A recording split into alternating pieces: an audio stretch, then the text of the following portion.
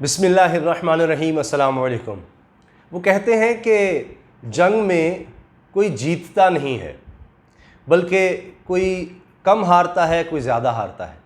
तो हार दोनों तरफ से होती है। जंग के हवाले से ये बात कही जाती है और मुआशी जंग में भी शायद ये बात दुरुस्त नज़र आती है।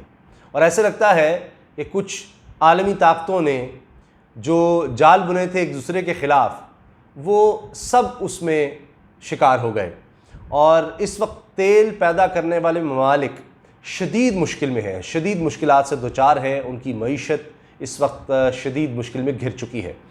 और ये आगाज़ किस तरह हुआ? एक फ़ोन कॉल से सारी ख़राबी पैदा हुई।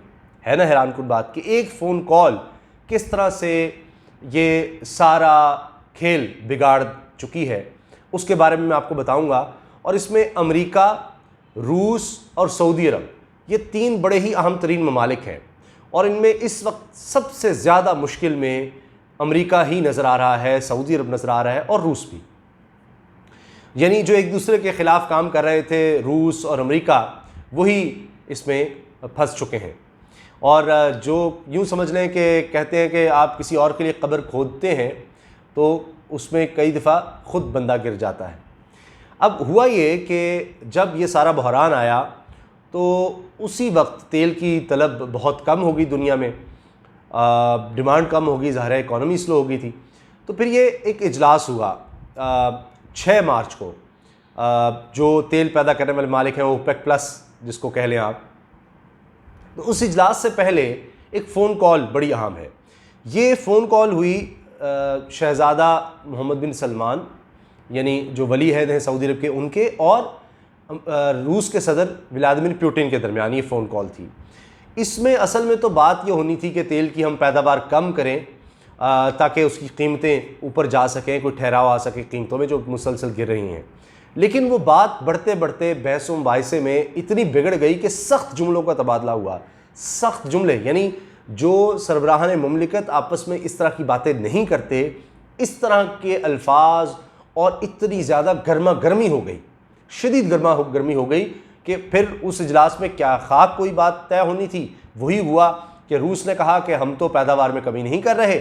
तो फिर सऊदी अरब और ज़्यादा गुस्से में आ गया। मोहम्मद बिन सलमान ने कहा अच्छा तो पैदावार कम नहीं करोगे तो हम ये फिर करेंगे कि हम उल्टा पैदावार बढ़ा देंगे, उतनी नहीं रखेंगे, हम तो फिर पैदावार बढ़ा देंगे और तेल की कीमतें और गिरा देंगे।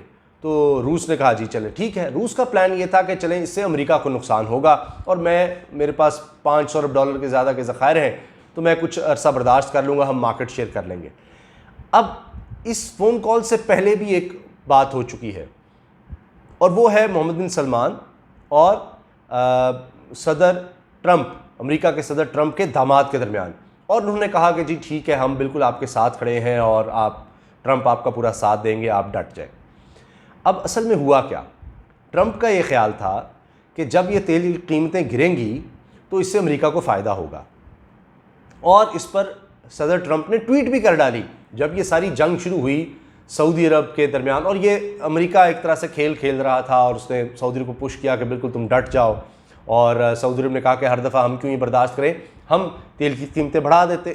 जब तेल की कीमतें बढ़ा नहीं पा रहे, इतनी गिर रही हैं और बढ़ाने के लिए, उनको ऊपर ले जाने के लिए तेल की पैदावार कम करनी होगी और वो रूस तैयार नहीं हो रहा, तो ठीक है फिर हम भी उतनी रखते हैं, हम तेल की पैदावार बढ़ा देते हैं। वक्ती तौर पर सऊदी अरब को इसमें फ़ायदा हुआ। वो फ़ायदा ये हुआ कि चूँकि फिर तेल की पैदावार बढ़ी सऊदी अरब की और तेल की कीमतें भी गिरीं, तो फिर मुख्तलिफ़ मुल्कों ने फिर सऊदी अरब से तेल तेज़ी से ख़रीदा और अपनी जो कैपेसिटी थी, जो उनके पास स्टोरेज कैपेसिटी थी, वो सारी भर ली। अब यही हुआ, जब ये सब हुआ और तेल की कीमतें मज़ीद गिरीं तो सदर डोनाल्ड ट्रंप ने, अमेरिकी सदर ने ट्वीट कर दिया बड़ी खुशी से कि जी कमाल हो गया है और ये बड़ी अच्छी खबर है अमेरिका के लिए, क्योंकि सारा प्लान उनका एक तरह से था और वो सऊदी अरब को कह रहे थे कि हाँ जी तुम ये कर दो। हम क्या करेंगे, ये ट्वीट मौजूद है, आप देख सकते हैं कि हम अब अपनी सारी कैपेसिटी भर देंगे तेल की और जितने हमारे पास ज़ख़ीरा है हमारा फुल हो जाएगा और सस्ता तेल हम ख़रीदेंगे, अरब $100 हमें इससे फ़ायदा होगा, हमारी इंडस्ट्री को फ़ायदा होगा और ये सस्ता तेल हमें जब मिलेगा तो कमाल हो जाएगा, इंडस्ट्री बड़ी अच्छी हो जाएगी। तो जनाब हुआ क्या? उसके बाद ये हुआ कि तबाही आने लगी अमेरिका में भी और जो शेल गैस है जो इस निस्बतन महंगी निकलती है, यानी शेल ऑयल, उसकी पैदावार के लिए आपको ज़्यादा इन्वेस्ट करना पड़ता है और अमेरिका की बड़ी बड़ी कंपनियों ने उसमें इन्वेस्ट किया। उन्होंने डोनाल्ड ट्रंप से कहा कि बेड़ा गर्क कर दिया आपने हमारा, क्या कह रहे हैं आप, ये क्या कर दिया आपने। और उसके बाद क्या होता है कि ट्रंप कहते हैं कि ओहो हो ये क्या हो गया। अच्छा, फिर जनाब वो कहते हैं कि जी हम ये इसको कुछ बैलेंस करने की कोशिश करते हैं और इससे तो बड़ा नुकसान होगा। और फिर ट्वीट करते हैं कि ये बातचीत शुरू हो गई है अप्रैल में जाके, मार्च में ये सारा कुछ हुआ और अप्रैल में जाके 10 अप्रैल के आगे पीछे फिर जनाब फ़ोन कॉल्स का सिलसिला शुरू होता है। और डोनाल्ड ट्रंप कहते हैं जी मैं ये बिल्कुल सालसी करवा रहा हूँ, यानी तीनों तरफ से फ़ोन जाते हैं एक दूसरे को, सऊदी अरब, अमेरिका, रूस, यानी शहजादा मोहम्मद बिन सलमान, ट्रंप और उधर से पुतिन, इन तीनों के दरमियान फ़ोन कॉल्स होती हैं कि भाई ये तो तबाही हो रही है, तेल की कीमतें इतनी गिरती चली जा रही हैं, तो अब इनको अब सहारा देना होगा, चलें मिल बैठ के कुछ करते हैं, चलें। उस पर ट्रंप ने ट्वीट किया कि जी मैं कह रहा हूँ और ये बातचीत चल रही है और कुछ ना कुछ इस्तेहकाम आ जाएगा। खैर उसके बाद ये हुआ कि ये डिसाइड हो गया कि तेल की पैदावार कुछ कम करते हैं और इस पर इनका कुछ एग्रीमेंट हो गया, तेल की पैदावार को कुछ कम किया गया। जब तेल की पैदावार कम होगी तो उसकी फिर जाहिर है कि कीमतें थोड़ी ऊपर जाएंगी क्योंकि सप्लाई मार्केट पे कम हो जाएगी, तो डिमांड तो पहले ही कम जा रही थी।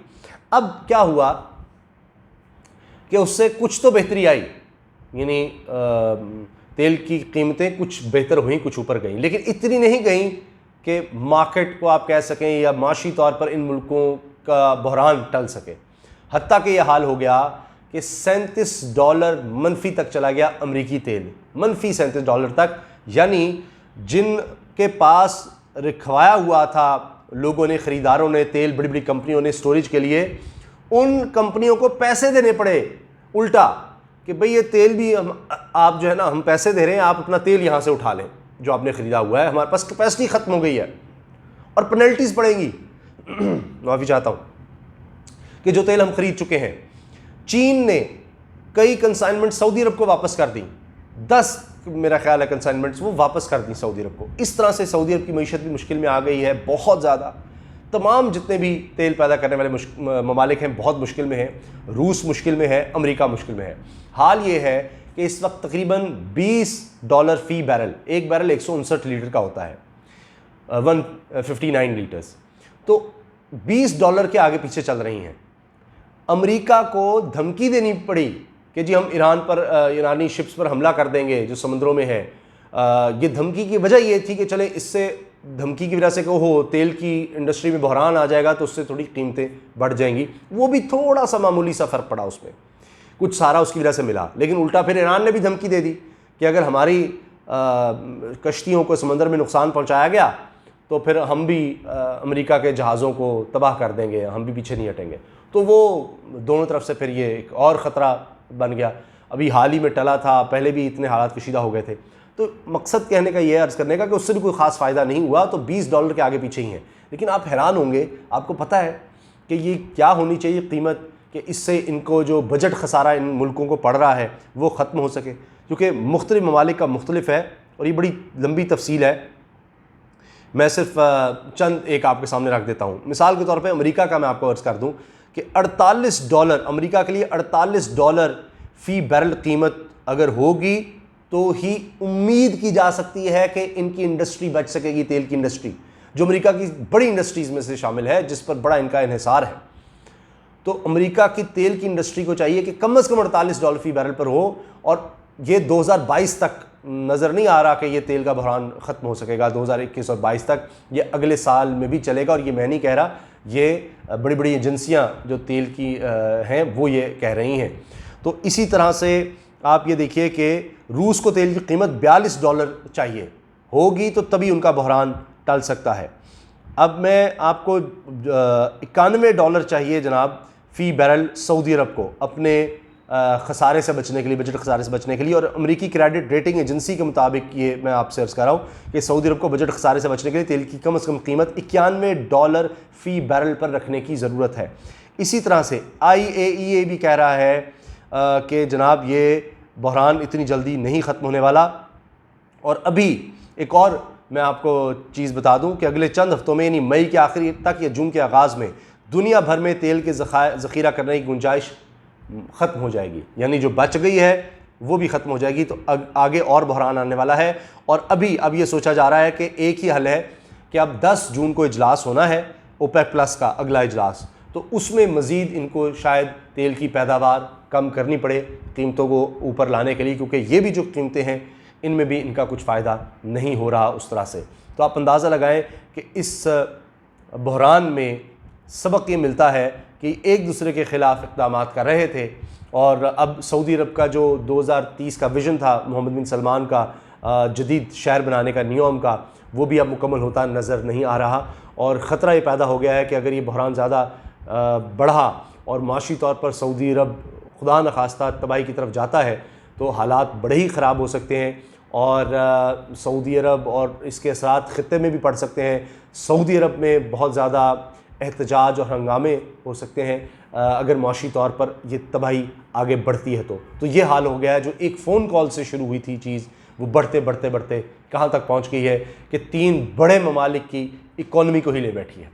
इजाज़त दीजिए, अल्लाह हाफ़िज़। पाकिस्तान जिंदाबाद।